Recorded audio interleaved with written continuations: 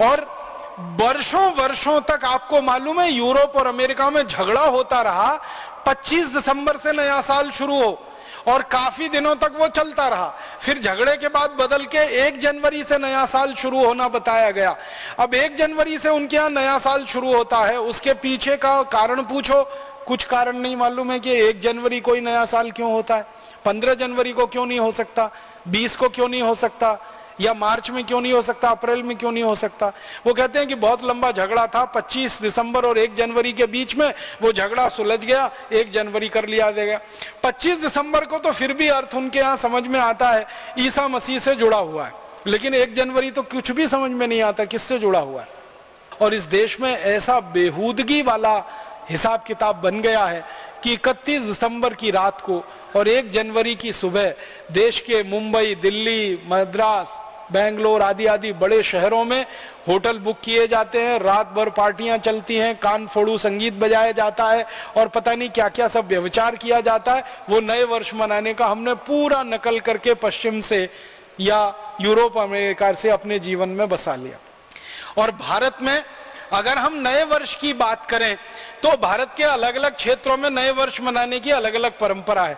जैसे आसाम में नया वर्ष बिहू से शुरू होता है, तो बिहू का कोई गहरा अर्थ है हमारे समाज जीवन में, हमारे राष्ट्र जीवन में। बिहू के पीछे पूरी संस्कृति है और पूरी की पूरी सभ्यता का दर्शन है, इसके लिए बिहू है और उसके साथ नए वर्ष की शुरुआत है।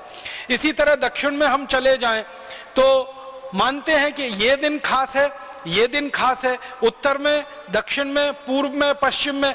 अब ये पश्चिम भारत में गुजरात के लोगों के लिए बहुत महत्व का दिन है दीपावली वाला, तो दीपावली के अगले दिन से वो नए वर्ष की शुरुआत मानते हैं, क्योंकि व्यापार के हिसाब से वो उनका सारा हिसाब है।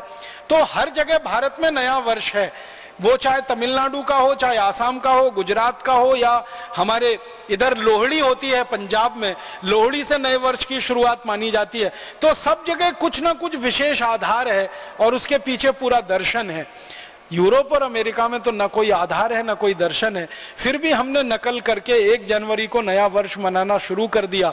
जनवरी गिनते हैं, फरवरी गिनते हैं, मार्च है, अप्रैल है, मई है, जून है, जुलाई है, अगस्त है, सितंबर, अक्टूबर, नवंबर, दिसंबर।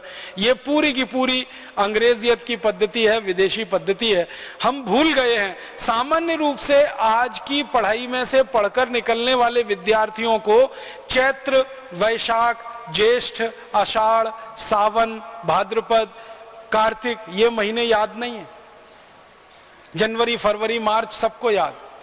घरों में कैलेंडर भी ये जनवरी, फरवरी, मार्च के ही हैं। और इसको ज्यादा लोग कहते हैं कि बड़ी वैज्ञानिक पद्धति है। मेरे समझ में नहीं आया, रोमन में कुछ शब्द होते हैं जिनको इस्तेमाल किया गया है जनवरी, फरवरी, मार्च के लिए। अब इसमें जरा उल्टी बात करें, दिसंबर है, नवंबर है, अक्टूबर है, सितंबर है। सितंबर एक रोमन शब्द से आया, सेप्ट, SEPT, सेप्ट, सेप्ट माने होता है 7, तो उसमें से सितंबर आया। ऑक्ट, OCT, ऑक्ट है माने 8, उसमें से अक्टूबर आया। और ये नवम का जो NOV है ना, ये जो है ना 9 है, और दिसंबर का 10 है। अब अगर आप देखेंगे वास्तव में तो सितंबर 7वां महीना होना चाहिए रोमन के हिसाब से, और इन्होंने नकल किया, अंग्रेजों ने रोमन लोगों की, तो सितंबर बनाया। तो सितंबर 7वां महीना होना चाहिए। कौन सा है? 9वां है। अक्टूबर 8वां महीना होना चाहिए। कौन सा है? 10वां है। नवंबर 9वां महीना होना चाहिए। कौन सा है? 11वां है। दिसंबर 10वां महीना होना चाहिए। कौन सा है? 12वां है। कितनी अवैज्ञानिक पद्धति है महीने के गणना की, और इसका कोई अर्थ भी नहीं है। जितने भी अंग्रेज विद्वानों से पूछा जाए जनवरी का क्या अर्थ है, फरवरी का क्या अर्थ है, मार्च का क्या अर्थ है, अप्रैल का क्या अर्थ है, ये शब्द के पीछे की कोई गहराई है क्या, इसकी कोई व्याख्या है क्या, कुछ नहीं है। और हमारे यहाँ हर महीने के नाम का एक विशेष अर्थ है और उसके पीछे एक लंबी व्याख्या है। वो चाहे कार्तिक हो, चाहे भाद्रपद हो, चाहे सावन का महीना हो, श्रावणी हो, कोई भी महीना है, उसके पीछे एक विशेष विश्लेषण है और एक लंबा उसके पीछे आधार है। अगर मैं उस विषय में जाऊंगा बहुत समय खराब हो जाएगा, लेकिन अभी संकेत मात्र में कह रहा हूं कि भारतीय गणना के हिसाब से महीनों के जो नाम तय किए गए हैं ये विशेष अर्थ वाले हैं।